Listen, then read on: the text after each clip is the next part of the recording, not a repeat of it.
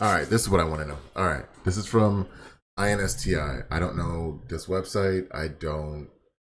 I literally just looked at something that caught my eye, and it looked like it would have been interesting. All right, we're gonna see what we see, and then we're gonna see what this does. Right? Okay. All right. Let's see. With terminology evolving over time, it can be hard to keep changing of language, including LGBTQIA2S terms. We put together a guide using trusted terms and more about the acronyms definitions across the spectrum. This is not a comprehensive or exhaustive list, but aims to provide a quick reference to help understand better and provide resources to dig deeper and learn more. That's exactly what I want to do. Okay. This post as a tool can be used to help people understand a changing language. Yep. Sorry, I forgot my phone. Sorry. Yeah, I don't want that here. I'm gonna put this. Sure. Okay. This is not a comprehensive and exhaustive list, but it provides a quick resource to help understand better, provide a resource to dig deeper and learn more. Yep. Understand a changing language used to ensure that we communicate and address each person with respect. That is important as we continue to ask people what terms they describe their sexual orientation, gender identity, and gender expression before assuming and assigning them a label. But okay. See, this is what. See, this is where it gets tricky for me, because just this statement alone sounds bad to me, right? Just I don't know, just this statement, this last part right here. It is important that we continue to ask people what terms they use to describe their sexual orientation, gender identity, and gender expression. Okay, that's fair. That's fair. Hi, I'm the imagination. What would you like to be called? I understand that. That's fair. I get that. Before assuming or assigning them a label. Wait, I'm not assigning you a label. See, that's a weird thing. Like, why does it have to be a label? I'm not labeling you. I'm not saying, hey, you are a, you know, insect. Like, I'm not labeling you. Dude, this is tricky wordplay. All right. General terms. All right, here we go. General terms used frequently in the media, the news, and increasingly business and governments. Okay. Gender. A system that operates in a social context to classify people, often based off of assigned sex. Okay. So my gender is male. This can be a broad spectrum and include more than a binary classifications of man and woman. Okay. An ally? What's an ally? Someone who believes in and supports the dignity and respect of all people. Oh. Someone who believes in and supports the dignity and respect of all people. Okay.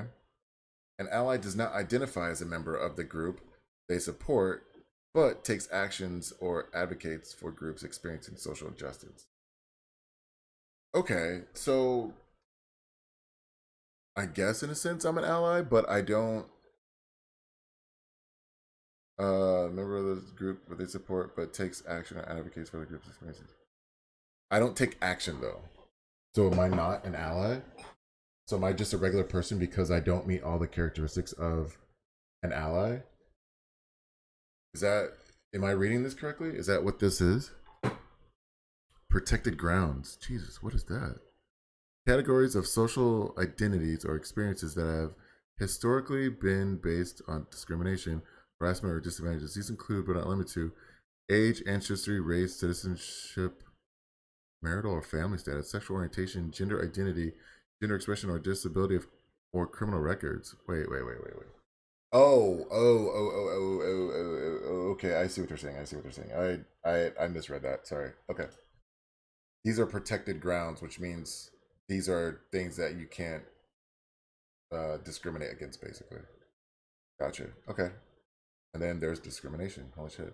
When someone experiences negative treatment or impacts because the actual is perceived connection to a group are protected under various codes, such as sexual identity, or race. Discrimination can be intentional or not, be harmful regardless of intent. Oh, wow. Discrimination can occur on many levels, from an individual basis on systematic embedded systems in our public and private institutions, policies, and practices. They can look neutral on the surface but exclude negatively. Okay. And then there's harassment. Okay, we already know what harassment is. Okay, here we go. Cisgender. All right, what is cisgender? I don't. I. All right, over here. All right, over here. All right. Boy. Okay.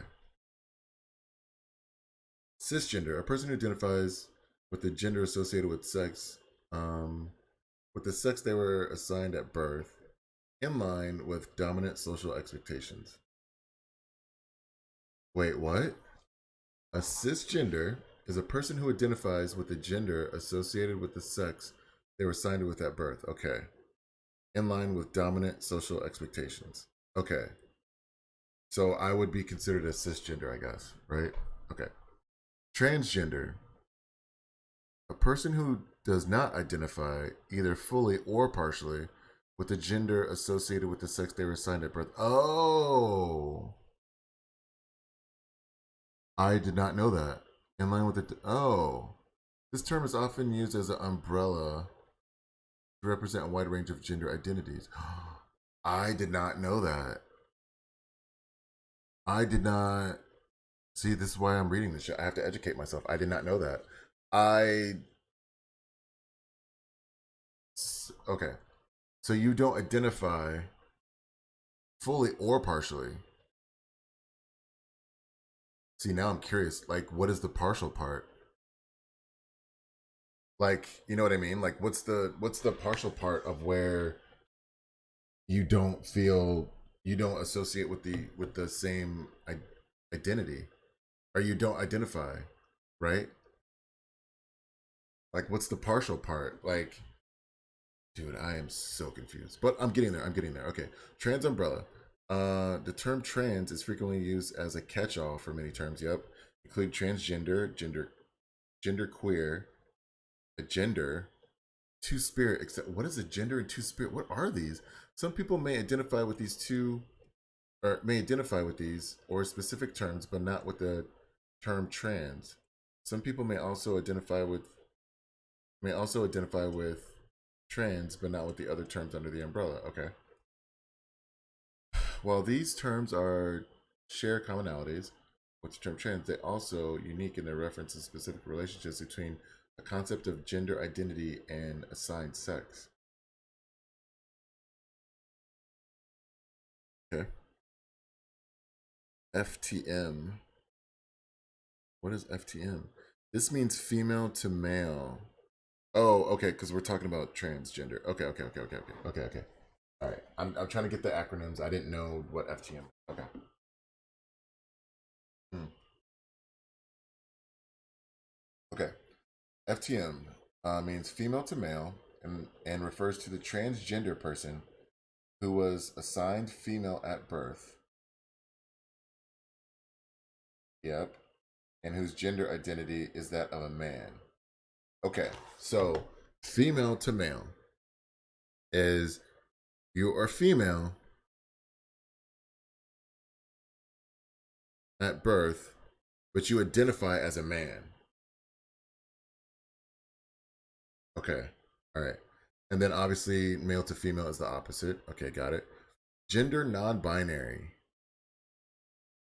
Someone who identifies as non binary may identify with elements of both man and woman, with another gender, or no gender at all. I don't. Wait, what? Someone who identifies as non binary may identify with elements of both man and woman. What are the elements? With another. May identify with elements of both man and woman, with another gender or not a gender at all. All right, agender may be used to refer to those who feel genderless or neutral in gender identity. What does that even mean? What does that feel like? Are there agender people out there? There's got to be, because there's a term for it, right? Refer to those who feel genderless or neutral in their fuck. What does that even mean? Polygender refers to someone whose gender identity encompasses multiple genders simultaneously and can be several genders at once. What? Hold on. Hold on. This can also mean that a person alternates between genders depending on the time or different context. I okay.